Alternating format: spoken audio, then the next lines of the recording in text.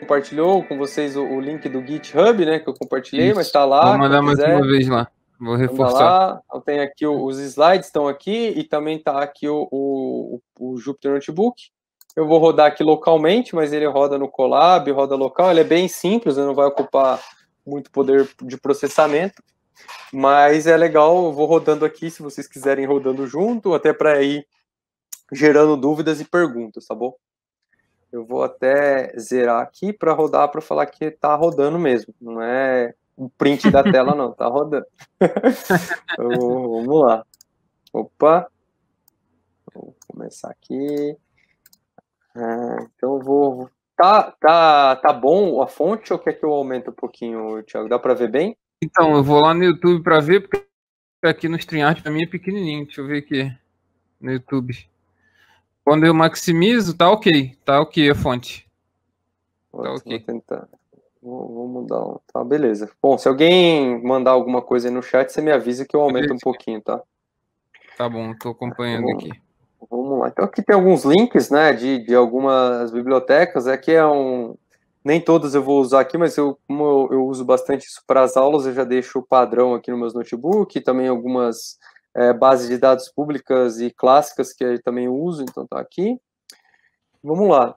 A primeira parte, também eu não vou me alongar muito em células aqui do notebook, mais focadas em coisas de pré-processamento de dados, visualização de dados, Matplotlib, né? Eu vou passar isso um pouco mais rápido. Acho que até eu estava conversando com o Thiago, teve uma live recente lá do pessoal, obviamente era pré-genoma, mas eu vi que tinha muita coisa de análise de dados, visualizações, então acho que tem um material. Vou tentar focar um pouco mais aqui no funcionamento do SVM, só para mostrar um pouco mais para vocês o que a gente viu na teoria. Mas também, se tiver qualquer dúvida, vocês podem perguntar. E aqui no notebook, além dos códigos, tem algumas explicaçõezinhas, eu não vou lendo todos, mas é legal porque depois fica como um material de referência para vocês, depois que pegar a ler. Então aqui eu explico um pouquinho daquela analogia que eu comentei, né? Então você tem um prefeito, ele quer dividir aqui os bairros ou as casas, então a ideia é criar uma rua que divide bem essas duas classes, e aí para isso eu vou criar meus vetores de suporte, que são essas linhas tracejadas nesse exemplo, meu hiperplano de separação, que é a linha aqui mais, a linha contínua aqui no meio, minha margem, né, eu tenho um tamanho da minha margem, e meus targets aqui, que nesse caso é o target as e no, nos dois lados. Aqui tem também um pouco das fórmulas matemáticas, né? Então, o objetivo para encontrar esse hiperplano, a gente tem algumas equações, e aí um pouquinho do que eu comentei, né? Quando a gente tem uma equação aqui de um plano 2D, ela segue muito esse padrão, que estava ali nos slides. É x mais by mais c igual a zero. Que, por um dos exemplos tinha lá, era 2x mais 6y menos 6 igual a zero, né? Então, essa equação de um plano de duas dimensões. A gente pode reescrever, principalmente para quem está acostumado principalmente para redes neurais, mesmo o Multilayer Perceptron, a notação normalmente segue aqui os Ws, né? W, que é os pesos que eu vou aprender na rede, muita literatura usa aqui o W na rede neural, mas ele segue a mesma ideia, W1 vezes x1 mais W2 vezes x2 mais beta igual a zero. A gente pode reescrever dessa maneira. E quando eu tenho m dimensões, esse W aqui, ele representa uma matriz, porque eu vou ter várias dimensões, mas a ideia é que eu tenho vários pesos multiplicando x, vários x, né, mais beta igual a zero. E aí as margens que a gente vai trabalhar, elas vão ser dadas pela essa mesma fórmula, ou mais 1 ou menos 1, que é exatamente aquilo que a gente viu nos slides, né? Quando é mais 1 é a margem que vai ser dada superior, menos 1 é a inferior em relação ao meu plano de decisão, tá?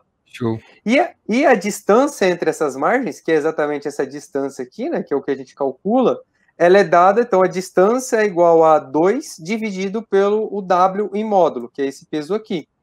E aí, nesse caso, qual que é a ideia? Qual que é o que eu tentei passar para vocês? Qual que é a ideia aqui? É sempre maximizar essa margem, certo? Então, se eu quero maximizar essa margem, quanto menor o meu W, maior é a minha margem, certo? Porque meu W está dividindo 2 aqui. Quanto maior meu W, menor a margem. Ou seja, então um dos objetivos é minimizar o meu W. Quanto menor o meu W, melhor, porque maior vai ser a distância aqui das margens, né? Que é o meu D dado dessa forma, tá? E além desse objetivo de minimizar a minha margem, o outro objetivo é minimizar os erros, né? Minimizar meus erros de classificação. Então tem que balancear essas duas coisas, que é um pouco do que a gente falou. Se eu minimizar muito a minha margem, eu posso, se eu diminuir minha margem, né? Eu posso melhorar a minha classificação, mas eu posso piorar a minha margem. Essa margem ela fica pior, né? Minha sensibilidade para erro. Então é isso que dado essa fórmula matemática, essa formalização matemática é o que o algoritmo ali, né, em tempo de treinamento, ele vai tentar balancear esses hiperparâmetros aqui e construir o nosso classificador, tá? Beleza. Então esse é o primeiro ponto, tem uma explicaçãozinha aqui. O segundo é a questão do kernel, né, que vocês vão ver na literatura, o pessoal chama aqui do kernel trick, que é quando eu não tenho uma separação linear, eu vou tentar fazer alguma abordagem aqui no meu espaço, né, eu vou tentar trabalhar esse espaço para ter uma visualização diferente e conseguir classificar. Então, esse exemplo aqui também é bem legal, eu não consigo essa visualização, né? Eu não conseguiria dividir esses dados com uma reta, né, com uma função linear, mas quando eu olho isso numa visão em 3 dimensões, né, se eu estivesse olhando essa imagem aqui de cima, né, essa imagem em 3 dimensões de cima, eu estaria vendo exatamente essa imagem da esquerda. Quando eu abro ela em 3 dimensões, fica fácil de eu fazer uma divisão aqui dos dados, né? Então, essa é o procedimento, e aí eu tenho alguns kernels padrões que me faz isso. Então, eu tenho kernel linear, polinomial, gaussiano, segmental. Surgiu uma pergunta que a gente pode mandar, mestre? Vamos lá, vamos mandando. O Ítalo perguntou, uma vez que podemos ter um dataset muito grande, técnicas de sampling podem ser uma ótima saída. Vocês possuem algum comentário sobre técnicas no contexto de SVM? Tá. Tipo, oversampling no contexto, ou downsampling, né? No contexto perfeito. de SVM. Quando a gente fala de dataset desbalanceado, aqui no exemplo eu não vou mostrar, eu vou falar um pouquinho aqui no dataset, porque como a gente fala aqui, adiantando já uma parte, mas pegando o gancho da pergunta, como a gente fala aqui de distância entre os dados, né, eu quero maximizar essa distância, o SVM ele é bastante sensível à escala. Então, eu trabalhar a escala dos dados aqui é importante, porque se eu não tiver a escala num padrão aceitável, isso pode deturpar aqui minha classificação, porque ele tem essa questão da distância que acaba influenciando. Quando a gente fala de amostra, de dados, né, de desbalanceamento, então, e aí eu esqueci o nome da pessoa que perguntou, desculpa, passou aqui, eu não gravei. Ítalo. O Ítalo citou a parte de sampling, né? O sampling, ele é sempre, ele é muito usado para quando eu tenho desbalanceamento de dados. Então, e aí eu não sei se foi nesse contexto que ele colocou, ou se ele colocou de eu pegar uma amostra do meu dado só para trabalhar e não trabalhar com o conjunto inteiro. Aí, se ele puder também falar. Então, tem uma questão de quando os dados estão desbalanceado. Então, uma vez que temos um dataset muito grande... então, o dúbio mesmo, né? Esclarece aí pra gente, por favor. Mas eu acho que, lendo aqui novamente, como ele citou aqui de datasets muito grandes, técnicas de sampling, então eu acho que é pegar realmente uma amostra do dataset para trabalhar. Então, perfeito. Sim, acredito que sim. Então, eu acho que é muito nessa linha. Eu acho que, obviamente, faz sentido, principalmente o SVM, quando ele faz essas transformações aqui de espaço, se for um dataset muito grande, com muitas dimensões, ele acaba sendo um pouquinho mais custoso. Então, pegar uma amostra para trabalhar aqui, principalmente em tempo de experimentação, ajuda bastante, né? Nessa questão computacional, né? Para validar.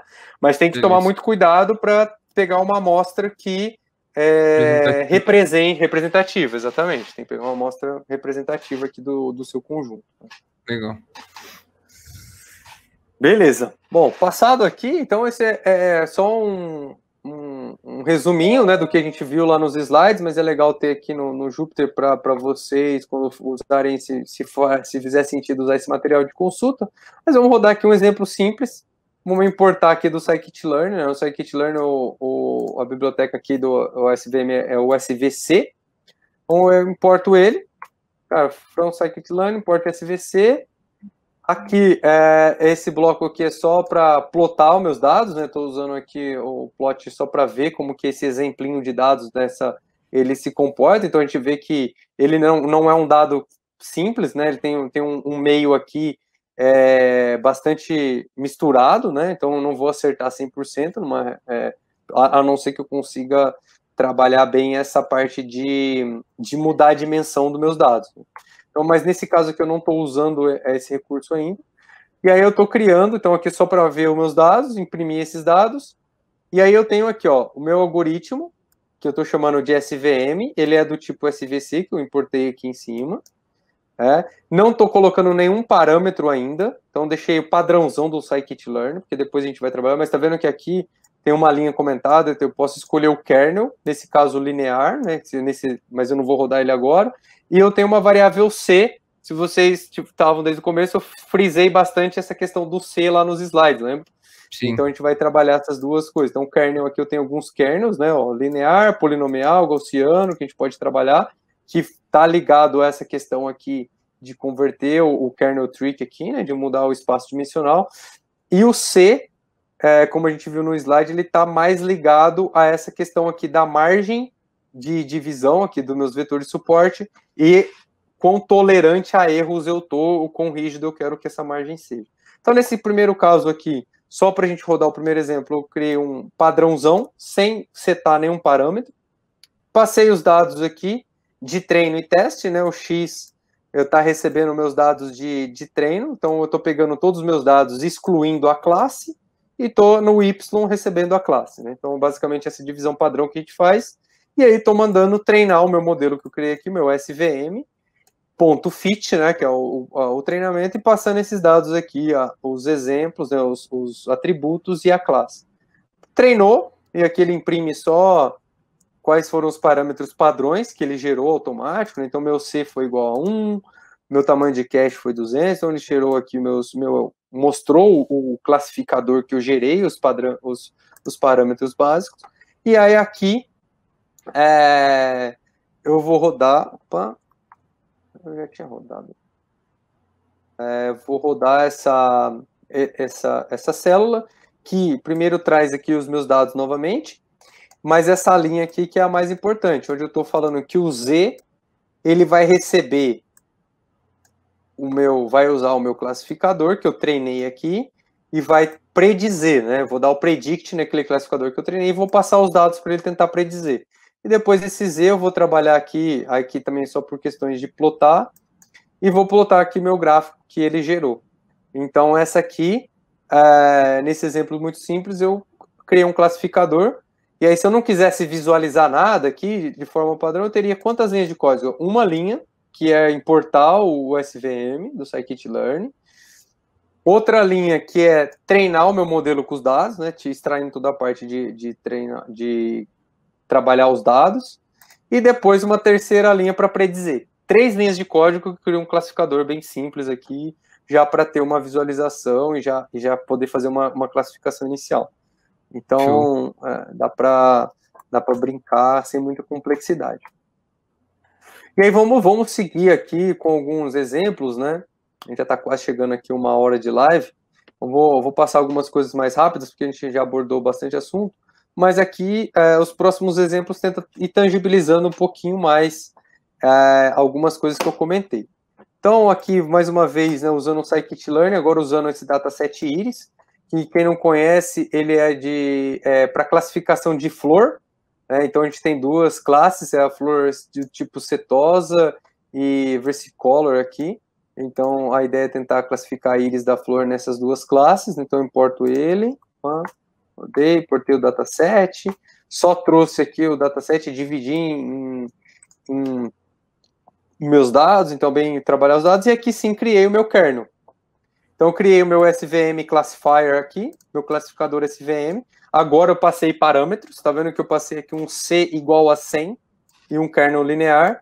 E depois que eu criei ele, eu dei um fit nos dados aqui que eu trabalhei que são os meus dados aqui, meus atributos e minha classe desse modelo.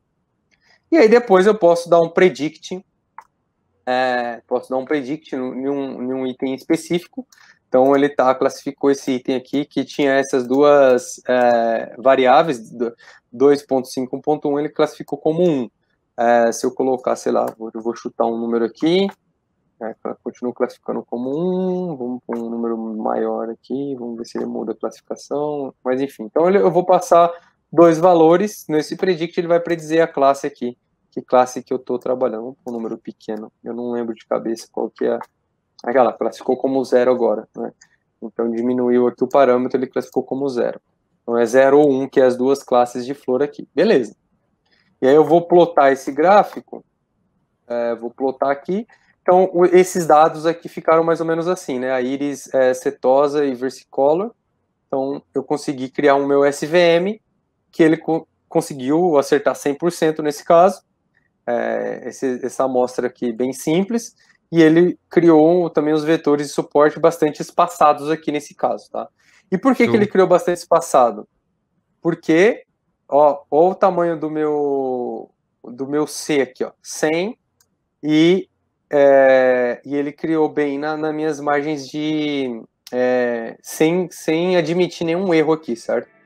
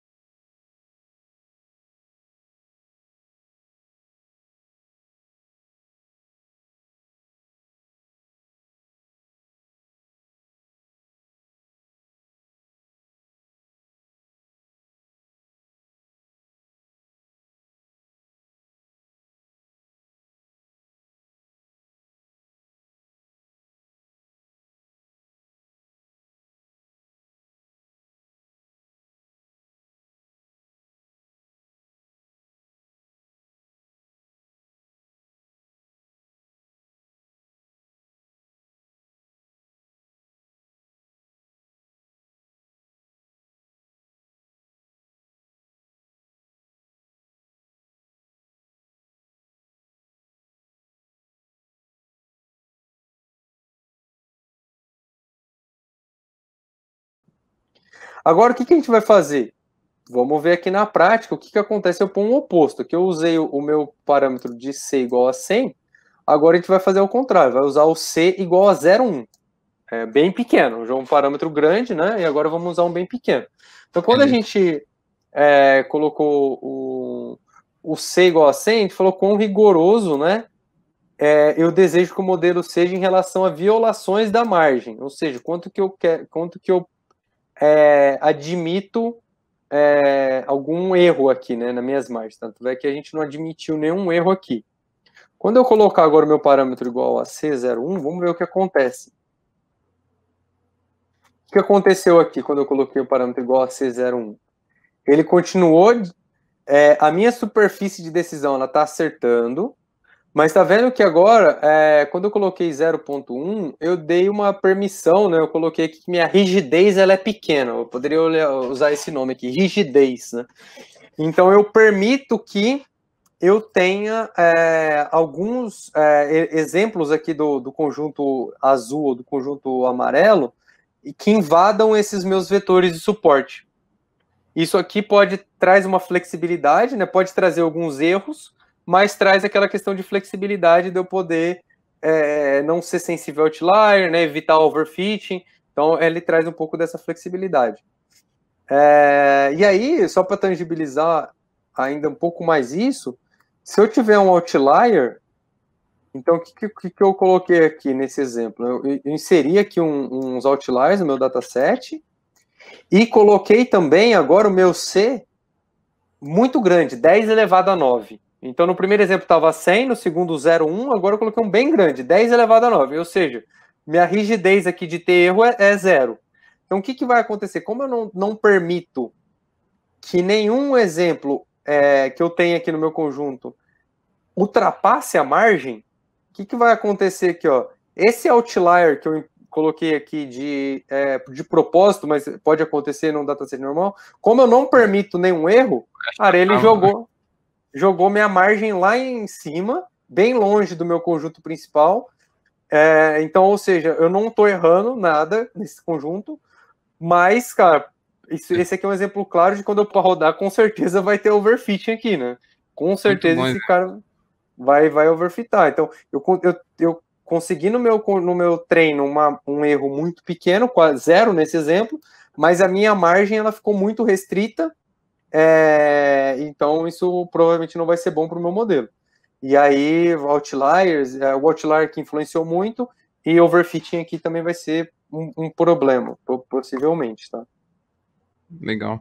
Então, acho que essa é a ideia aqui eu não sei se ficou claro para o pessoal, e vão mandando perguntas, mas eu tentar tangibilizar um pouquinho isso aqui, tá bom? Teve uma pergunta aqui, o mestre Digli perguntou sobre a escala dos dados. Quando decidir reescalar, ou que critérios verificar para decidir reescalar? Boa pergunta. Eu vou responder ela, vou mostrar aqui, ó. O próximo tópico é exatamente esse, vem no time certo aqui. Um exemplo simples. Vocês combinaram, aqui. Né? Fala a verdade. Combinou. Quando eu chegar na linha 20 do Júpiter, você manda a pergunta. Mas esse exemplo, agora aqui tá um exemplo simples, mas que tenta tangibilizar isso, né? Então, o SVM, como eu falei anteriormente, ele é sensível à escala, porque ele trabalha aí com essa questão da distância, né?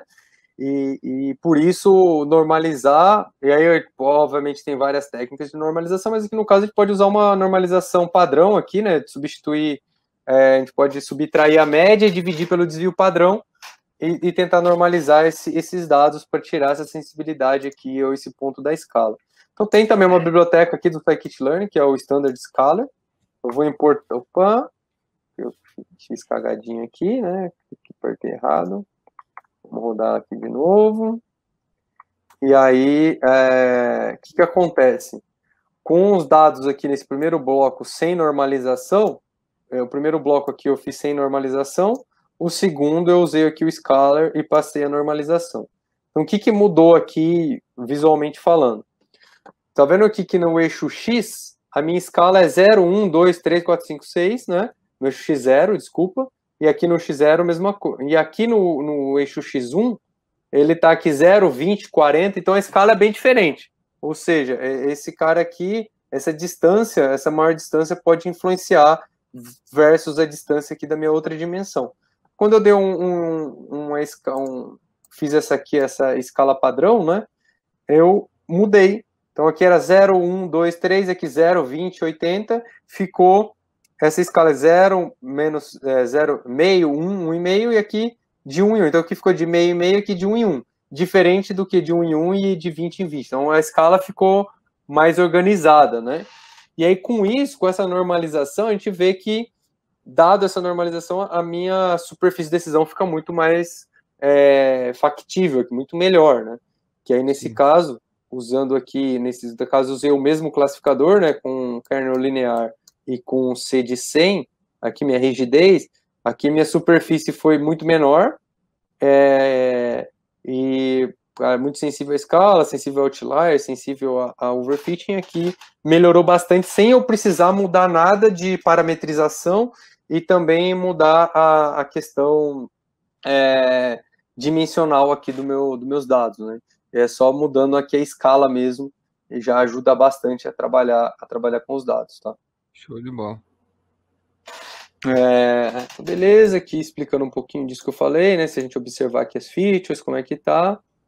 E aí, de maneira geral, após o modelo ser treinado, a tarefa de classificação, ela usa aquela fórmula inicial, baseado nos parâmetros que eu aprendi durante o treinamento para fazer a predição. Então, a predição, nesse caso, que eu tenho duas classes, classe 0 ou classe 1, ela vai ser se eu multiplicar aqui o W que eu achei vezes x1, né, que é o parâmetro aqui do meu dado, mais W2 vezes x2, assim por diante, dependendo de quantos parâmetros eu tenho, mais o bias, se ele for menor que 0, ou se ele for maior ou igual a 0. Então, no final, ele vai pegar os parâmetros aprendidos, colocar nessa fórmula e pegar os valores aqui das features do meu dado que eu estou querendo predizer e fazer essa predição aqui, tá? Então, nada muito, nenhuma matemática muito sofisticada aqui, tá? Nada muito crítico. Então, eu vou rodar aqui mais um exemplo que mostra essa aplicação. Então, eu tenho aqui, ó, x1 e x2, eu tenho dois parâmetros aqui, que são esses valores aqui, né, x1 e x2. Então, tá aqui setados, né, dois exemplos. Vou pegar o meu classificador e vou aplicar aqui, vou dar o fit dos meus dados e vou tentar, cadê aqui, no total, aqui.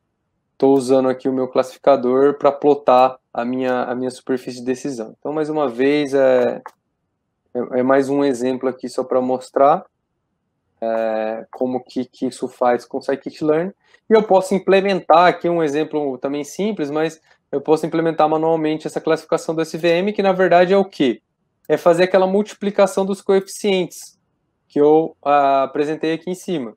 Então, o cálculo aqui é só fazer essa multiplicação. Então, estou fazendo aqui multiplicação do coeficiente que eu aprendi no meu classificador, né?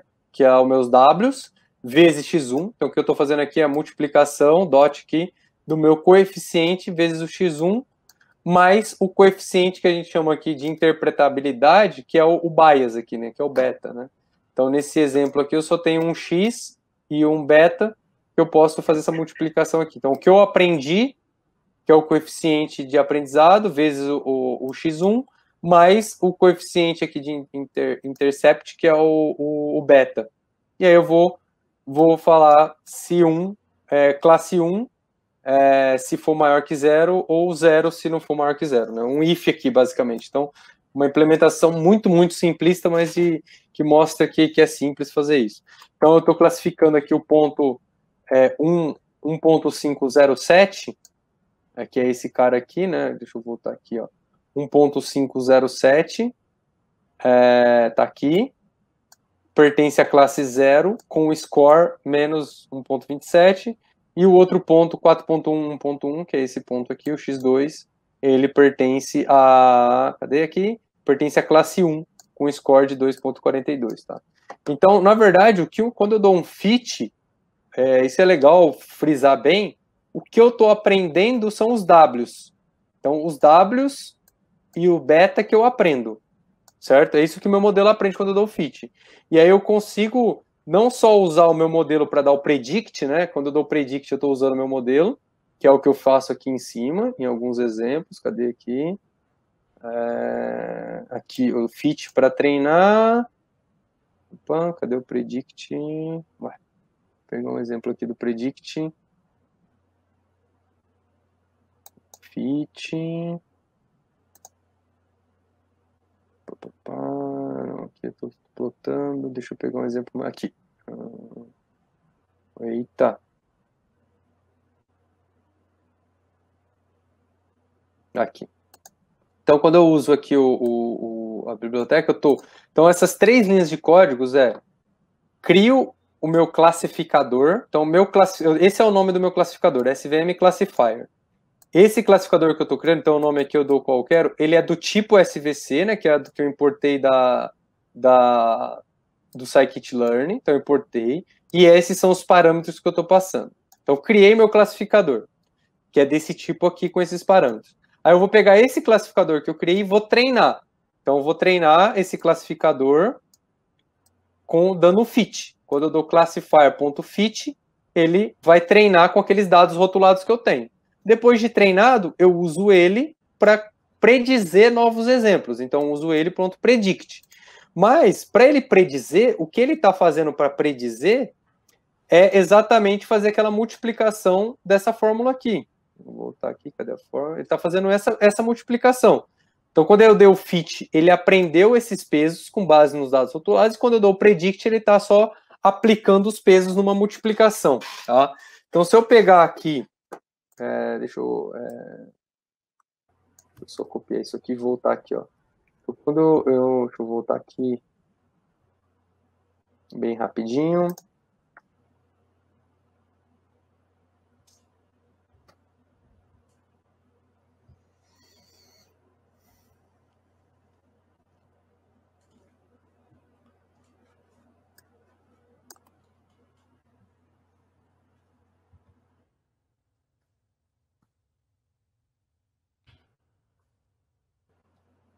Vou rodar aqui de novo, para ver se não deu nenhum pau. Opa.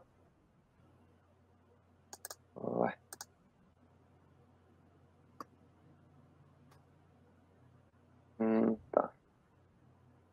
Ver se eu esqueci alguma coisa aqui no meu... Tá.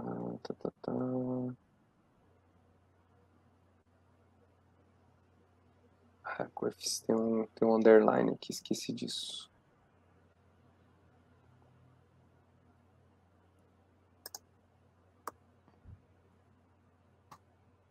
O que eu aprendi aqui? Ó? Tá vendo que esses eu peguei do meu dataset Iris, ele tem 2 coeficientes, né? Dois atributos. Então, o que eu aprendi quando eu dei um fit foi o meu coeficiente aqui, que seria o W1 e o W2, são 2 conhecimentos, é esse valor aqui, os pesos, 1.29 e 0.82, e o bias, que é o beta naquela fórmula, é 1.3. Então, o que ele aprende, o que o algoritmo aprende, e aí desculpa se eu estou sendo repetitivo, mas isso eu gosto de frisar bastante nas aulas, porque esse é um jargão que todo mundo fala, né? Imagina, não, o algoritmo aprende, o algoritmo está aprendendo, estou treinando, o que ele está aprendendo?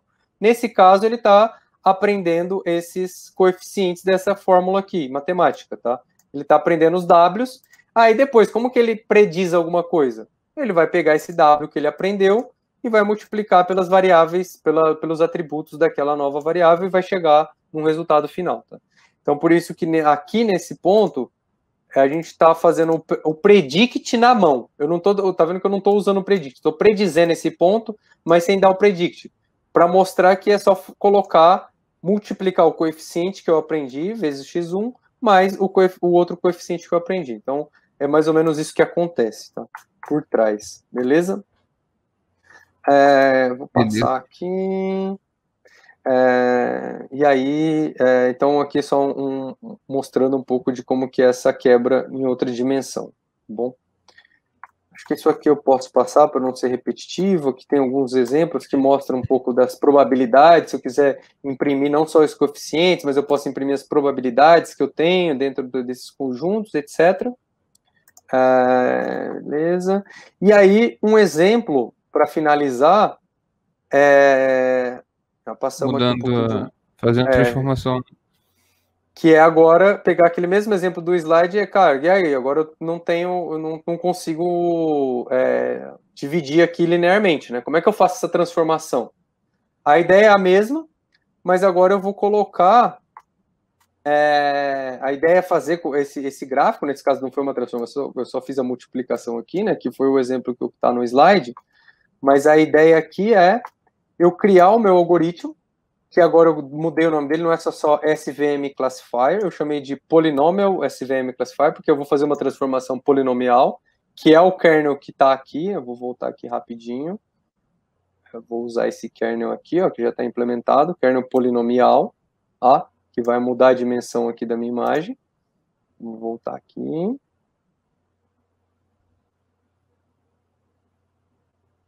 Então, eu estou criando o meu algoritmo. E aí, agora, o que muda? Eu estou chamando aqui um pipeline, onde eu tenho as minhas features polinomiais. Já vou colocar aqui no meu pipeline para fazer a padronização de escala. E o meu SVM que eu vou criar um C igual a 10, tá? E aí, beleza. Então, é isso que aumenta aqui, aumenta alguns parâmetros. Na hora de eu criar aqui o meu classificador, eu já vou setar aqui o kernel polinomial. E aí, depois aí o resto é a mesma coisa. Eu vou dar o fit para treinar, né? Para ele aprender os parâmetros. Então, eu vou dar aqui o fit, aí ele vai mostrar aqui o aprendizado, e aí com todas as features que foram colocadas aqui em tempo de aprendizado. Então, esse que é o que o modelo aprende. Mais uma vez, eu sei que eu acho que o público aqui do seu canal, né, é um público mais que já conhece de estatística, talvez eu esteja repetindo, mas para quem está no lado aqui da indústria, importante, eu gosto de frisar porque eu escuto muito, ainda nos dias de hoje, não, porque o algoritmo você põe lá, ele aprende sozinho. Mas o que ele aprende sozinho? Ele não aprende as coisas sozinho, ele aprende algumas, nesse caso do SVM, né, ele aprende alguns pesos, né? A mesma rede neural, né? Ela vai aprendendo pesos que vai ajudar na classificação. O que ela vai aprendendo sozinha, o que é uma pessoa, o que não, tem que dar os dados do outro lado, e aí no tempo de treinamento ela vai aprendendo aqui os parâmetros, né? Então aqui foi o que ele aprendeu com base nos meus dados. E aí, beleza, aí eu consigo usar esse modelo agora que eu treinei, que faz essa mudança polinomial e consegue classificar esse dado aqui dessa maneira, tá? Deixa eu rodar ele aqui agora, vamos lá. Pessoal, voltando aqui a fórmula, etc. E aí a gente vê que, por mais que no plot, deixa eu só rodar todos aqui. O que está acontecendo? Ele não necessariamente trouxe para essa visão, isso aqui obviamente é uma visão mais didática, né? Mas ele conseguiu trabalhar os dados com que ele pegou esses caras aqui e transformou nessa visão e conseguiu dividir esses dados, tá? Quando eu coloquei o kernel polinomial. Então, eu não controlo isso, né? Tem ali em tempo de aprendizado, mas ele conseguiu gerar essa visualização, tá vendo? Esse ponto aqui, ó, marcado, ele é exatamente esse aqui, nessa nova visualização, e aí ele conseguiu classificar, usando esse classificador de uma forma linear. Legal. E acertando 100%. Eu acho que é isso. E aí um último aqui, não tem nada, nenhum desenho, e a gente nada consegue aqui. puxar os coeficientes que ele botou lá, para fazer essa transformação? Pode printar os coeficientes, as probabilidades, tudo igualzinho o outro. Tá? Legal. Pode extrair. Inclusive, esse é uma outra coisa, né? Que principalmente quando eu dou aula de regressão linear, fica muito claro isso. Uma coisa é eu treinar um modelo e usar ele para predizer. Mas você, às vezes, não usar ele para predizer, mas ler os coeficientes que eles estão. Até tem um livro que eu recomendo muito, e eu acho que você provavelmente conhece, que é aquele Introduction to Statistical Learning with R. Que é muito bom. E o primeiro exemplo que ele dá é um de capa amarela. Professores de Tibishirani é da Spring, né? Isso, exatamente. E ele, um dos primeiros exemplos que ele dá, que eu gosto bastante no livro, que é um problema de regressão, e que aí eu quero saber, eu quero investir em propaganda, o problema que ele dá lá no primeiro capítulo é propaganda, eu quero saber onde que eu devo investir. Se rádio, TV ou jornal, né, qual desses meios de comunicação me dá mais retorno versus o tanto que eu estou investindo. Então é um exemplinho simples, mas interessante, porque uma coisa é usar o algoritmo para me ajudar a prever alguma coisa ou classificar. Outra coisa é esses coeficientes, por mais que talvez eu não use o algoritmo para classificar, esse aprendizado dos coeficientes vai me mostrar qual que é, dentro dos conjuntos de dados que eu estou olhando, por nesse exemplo, o meio de comunicação que tem maior peso. Então, o que o algoritmo aprendeu? Então, às vezes eu não posso usar, mas isso é um aprendizado também que eu posso tirar ali alguns insights desses coeficientes que o algoritmo aprende no meu banco de dados também. É bastante importante. E aqui as últimas linhas, tá? Não tem nenhuma, eu fico devendo aqui, não tem nenhuma desenho bonitinho, mas é só para mostrar quão simples é se eu quiser também fazer uma regressão no lugar de uma classificação com SVM. De vez eu importar o SVC aqui, eu importo o SVR, mesmo também do scikit-learn, e posso aplicar isso para fazer em algum problema de regressão, tá? Para tentar prever aqui algum valor, mas só para deixar que é possível também fazer esse tipo de abordagem, pode dar resultados interessantes, vale a pena testar. Está tudo lá no GitHub, né? No GitHub tá lá, tá os slides, tem os links, tem o Jupyter Notebook, que eu vou até abrir ele aqui, tá lá, cara. Fiquem à vontade para ver, deixar comentários, contribuir. Então é isso aí. Aqui é só um link do scikit-learn, então aqui ele mostra também um pouquinho, né, dessa aplicação para classificação, para regressão, né? Então tem bastante coisa interessante aqui que ajuda. Mas eu acho que é isso. Acho que com isso eu finalizo. Didática excelente, né? Podemos... Que nem o professor de Marcaldo falou aqui, melhor professor da FIAP, cara, fera.